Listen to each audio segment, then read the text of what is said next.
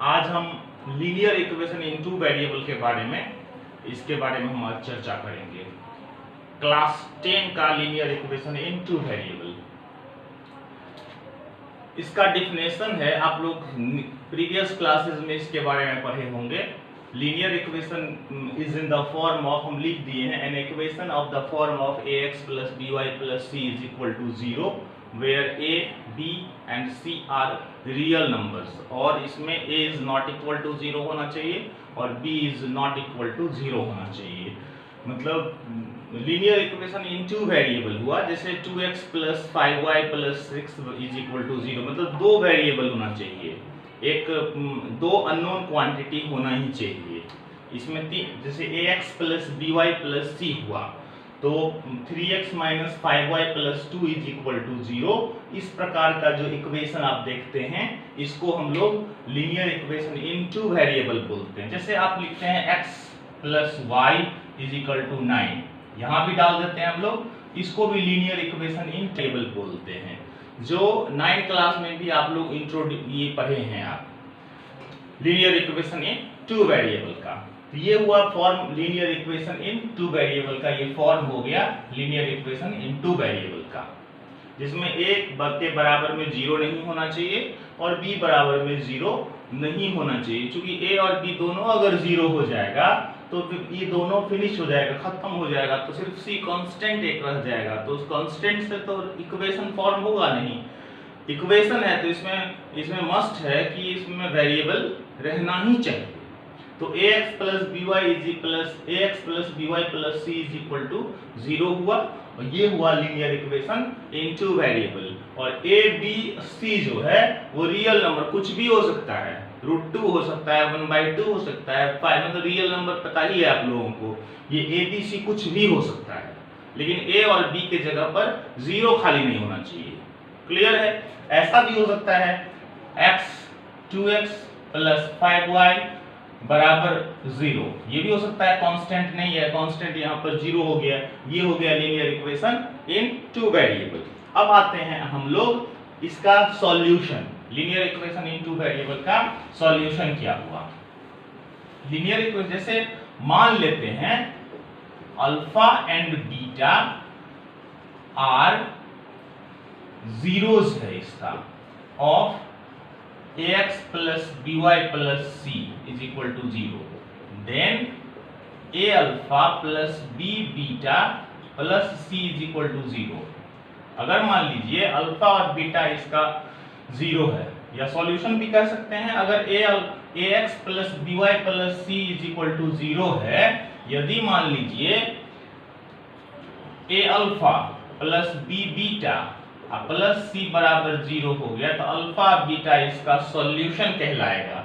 जैसे हम simple example देकर बताते हैं आप लोगों को, x plus y plus 9 is equal to 0 है।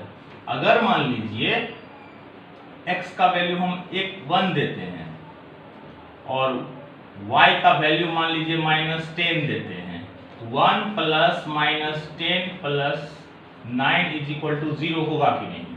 तो 1 और -10 इसका 0 हुआ। वैसे linear equation in two variable में अनंत इसका सॉल्यूशन हो सकता है। जैसे x plus y is equal to 9 है, x का वैल्यू 1 दीजिएगा तो y का 8 आ जाएगा, x का 1 दीजिएगा तो y का 8 आ जाएगा, x का अगर 2 दीजिएगा तो इसका 7 आ जाएगा, x का अगर 3 दीजिएगा तो y का 6 आ जाएगा, x का अगर 5 दीजिएगा तो y का 4 आ जाएगा, x का 10 दीजिएगा तो इसका -1 आ जाएगा, इसका 11 दीजिएगा तो y का -2 आ जाएगा, इसका 0 दीजिएगा तो इसका 9 आएगा। कहने का मतलब ये हुआ कि linear equation in two variable का सॉल्यूशन अनंत होता है। स्पष्ट है? अब एक बात और बताते हैं, लीनियर शब्द है, लीनियर में LINE है, लीनियर में लाइन से बना हुआ है। लीनियर लाइन समझते ही, लाइन तो स्ट्रेट लाइन होता है, स्ट्रेट लाइन हुआ तो straight line is the set of unlimited points, मतलब एक स्ट्रेट लाइन पर अनंत पॉइंट होता है, और हर पॉइंट जो है कि आप कोऑर्डिनेट में पढ़े हैं, 9 क्लास में पढ़े हैं एक स्ट्रेट लाइन जो है वो इस पर अनंत पॉइंट होते हैं और हर पॉइंट जो होता है किसी न किसी कोऑर्डिनेट को डिनोट करता है और कोऑर्डिनेट जो होता है दो नंबर्स के साथ हो, दो ऑर्डर्ड पेयर होता है, दो नंबर के, जैसे ये हुआ पॉइंट, यहाँ पर कुछ ना कुछ 2 मान लो 3 है, यहाँ है 4 5 हो सकता है। मतलब लाइन जो होता है, लाइन में तो बहुत सारा पॉइंट होता है और हर पॉइंट जो होता है किसी न किसी कोऑर्डिनेट को डिनोट करता है और कोऑर्डिनेट जो होता है 2 पॉइंट से बनता है, एक x का वैल्यू होता है, एक y का वैल्यू होता है। तो अनंत पॉइंट पर अनंत कोऑर्डिनेट बना। अनंत कोऑर्डिनेट का मतलब हुआ अनंत सॉल्यूशन। इसका मतलब ये हुआ कि लीनियर इक्वेशन का अनंत सॉल्यूशन हो सकता है, चाहे वो 2 वेरिएबल का हो या चाहे 3 वेरिएबल का है या 1 वेरिएबल का है। लीनियर इक्वेशन का अनंत सॉल्यूशन हो सकता है। हम लोग सिर्फ 2 वेरिएबल पर, अगर एक वेरिएबल में भी अगर आइएगा आप, जैसे इसका फॉर्म होता है ax plus b is equal to 0, a और b जो हो गया रियल नंबर हो गया, जैसे 2x plus 5 is equal to 0, तो x इज इक्वल टू कहेगा -5/2 हो जाएगा। तो आपके मन में होगा सर x का वैल्यू तो एक ही को हुआ, तो x का ना एक वैल्यू हुआ लेकिन y का तो अनंत है, 0 दीजिएगा तब भी 0 दीजिए, y का नहीं भी अगर मान लीजिए है तो 0 1 2 इसका जो ग्राफ ड्रॉ करिएगा तो आपको कैसा आएगा, ऐसा आएगा, y के पैरेलल आएगा, x is equal to something है, 9 क्लास में पढ़े हैं, x is equal to something है तो y के पैरेलल हो जाएगा उसका ग्राफ। तो y के जो पैरेलल होगा तो निश्चित रूप से उस पर एक स्ट्रेट लाइन न बना, स्ट्रेट एक्सिस से y के पैरेलल जा रहा है, तो एक स्ट्रेट लाइन बनेगा। x का तो वैल्यू हो गया -5/2 लेकिन y का 0 हो सकता है, 1 हो सकता है, 2 हो सकता है, 3 हो सकता है, 5, मतलब बहुत सारा हो सकता है। तो कहने का मतलब ये हुआ कि लीनियर इक्वेशन इन 2 वेरिएबल हो या 1 वेरिएबल हो, उसका सॉल्यूशन कितना होगा, अनंत होगा। ठीक है, अब इसके बाद हम लोग चलते हैं लीनियर इक्वेशन के साथ, क्योंकि लीनियर इक्वेशन के साथ जुड़ा हुआ है, एक है साइमल्टेनियस लीनियर इक्वेशन इन 2 वेरिएबल, नाम है उसका साइमल्टेनियस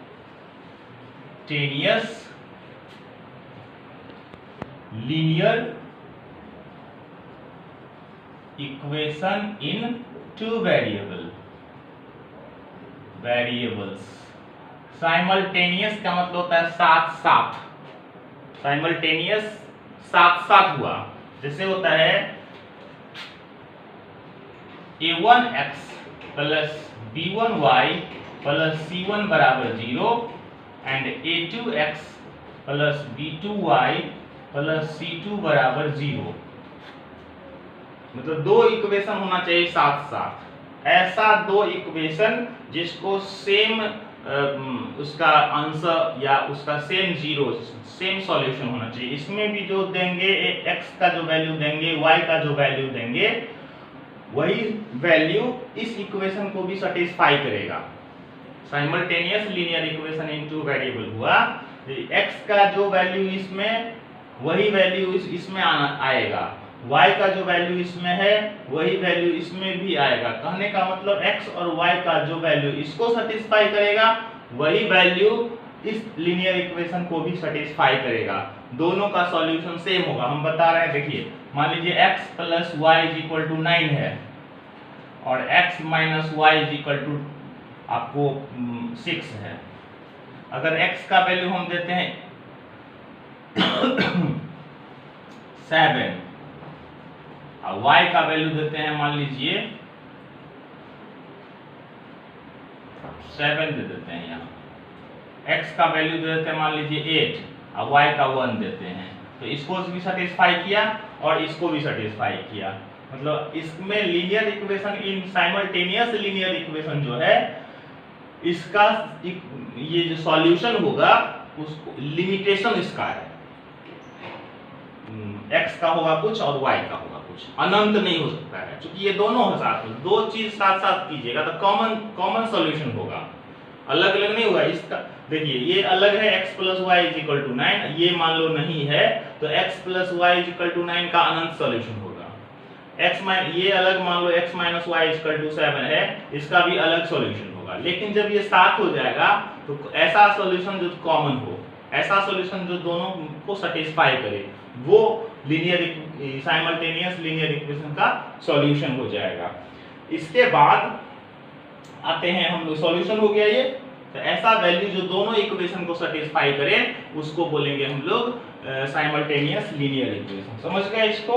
इसी में आपको साइमल्टेनियस इक्वेशन में, इसमें चूंकि जो चैप्टर हम पढ़ाने जा रहे हैं वो ग्राफ वाला चैप्टर है, उसमें ग्राफ होता है। इसी में आपको होता है साइमल्टेनियस इक्वेशन में साइमल्टेनियस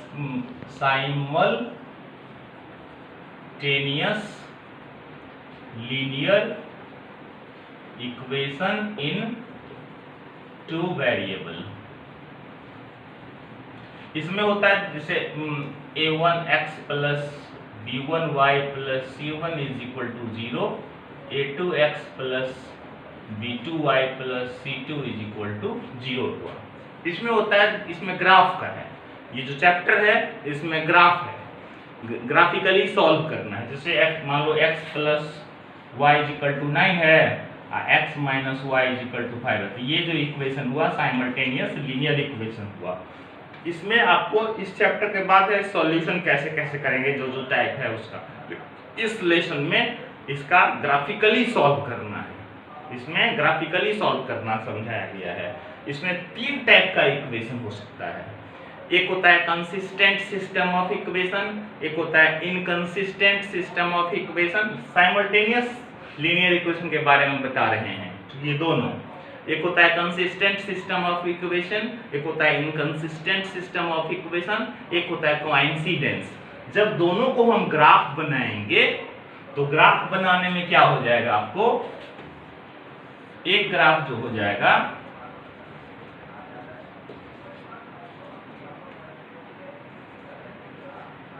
ग्राफ बनाए पहला का और दूसरा का बनाए तो ऐसे हो गया।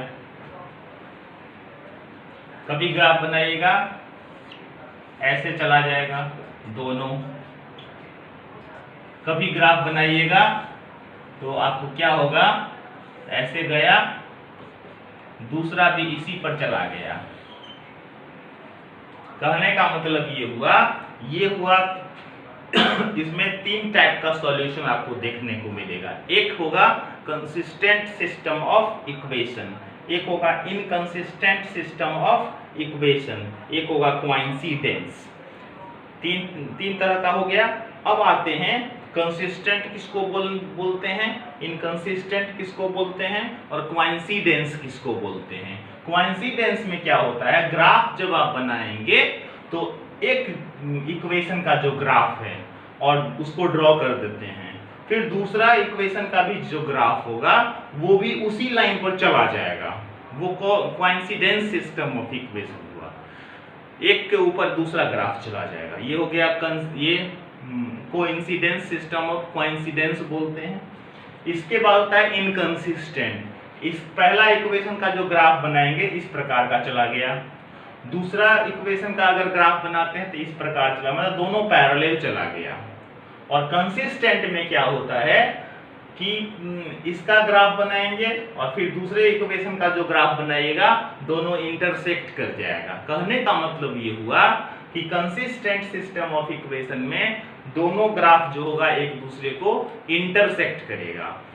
इनकंसिस्टेंट सिस्टम ऑफ इक्वेशन में क्या होगा, दोनों ग्राफ जो होगा वो पैरेलल हो जाएगा।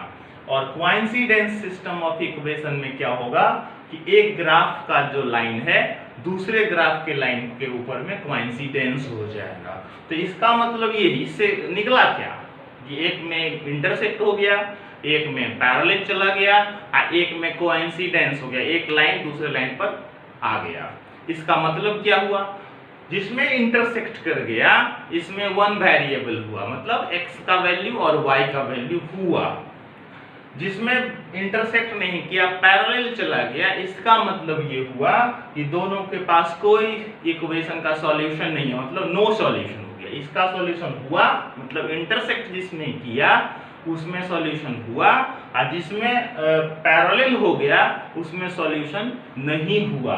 जिसमें आपको कोइंसिडेंस हो गया, इसमें अनलिमिटेड